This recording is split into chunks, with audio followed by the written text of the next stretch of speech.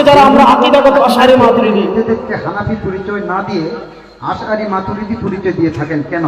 ফিক চারটা হচ্ছে হানাফি, শাফি, হাম্বলি, মালিকি, আর আকীদায়ে মাযহাব তিনটা হচ্ছে আশআরী, মাতুরিদি এবং সালাফি। তো তারা নিজেদেরকে ফিকহান হানাফি তথা মাসলা মাসাইলের ক্ষেত্রে হানাফি মাযহাবের অনুসারী, হানাফি মাযহাবের উসুল এবং কাওয়াইদের উপর চলবে, এটা হচ্ছে ফিকহে তাদের অবস্থান। আর আকীদায় তাদের অবস্থান হচ্ছে তারা মাতুরিদি, আবুল মানসুর আল মাতুরিদির কথা মেনে চলবে বা তার ফতোয়া মেনে চলবে।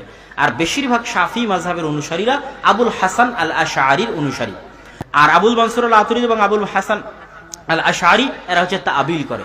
আর সালাফি বিদুনে তাবিল, বিদুনে তাহরিফ, বিদুনে তাশবিহ, আল্লাহর নাম এবং আল্লাহর গুণাবলী কোনো পরিবর্তন ছাড়া, কোনো পরিবর্ধন ছাড়া, কোনো ব্যাখ্যা ছাড়া, কোনো কিছুর সাথে সাদৃশ্য স্থাপন ছাড়া হুবহু যেভাবে আল্লাহ এবং আল্লাহ রাসূল বলেছে ওইভাবে মনে এবং প্রাণে বিশ্বাস করা, যেভাবে সাহাবীরা বিশ্বাস করেছে, যেভাবে তাবিরা বিশ্বাস করেছে, এটা হচ্ছে সালাফি আকীদা।